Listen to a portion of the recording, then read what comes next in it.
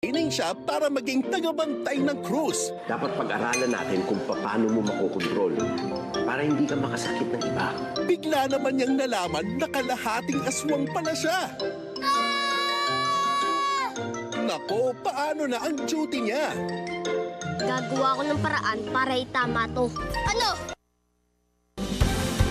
Pag nandito ako sa school, parang kinakalimutan ko na yung mga problema. Pagbutihin niya ang pag-aaral niya, patupad niya yung pangarap niya. Walang makakabawi sa kaalaman ko. Kayawanan ko po yan na akin lang. Tayo ang lingkod, tayo ang kapamilya. Sa ulo ng mga nagbabagang balita, exclusive ilang fans ng BINI na biktima ng concert ticket scam. Mga scammer nagpanggap ding fans. Unang araw ng tigil pasada kontra PUV consolidation, naging tensyonado. Kilos protesta sa Commonwealth, East Avenue at iba pang ruta, nagdulot ng matinding trapiko live. Mga namamasada ng trolley, sapol ng tigil operasyon ng PNR, KBYN Special, may handog na sorpresa. At Grand Patropico Day at Talaarawan Mall Show ng BINI trending. Abangan BINI Jonah, tampok bilang Star Patroller.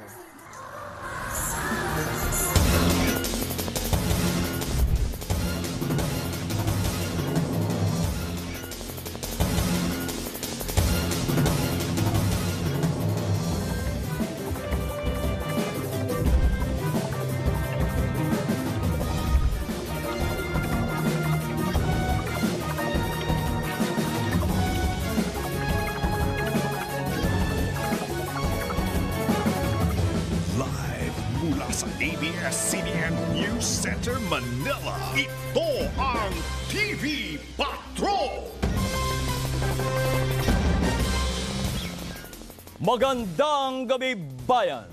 Simulan natin ang balitaan sa lumalaganap ngayong online concert ticket scam kung saan ang pinakahuling biktima ay fans ng P-pop group na BINI.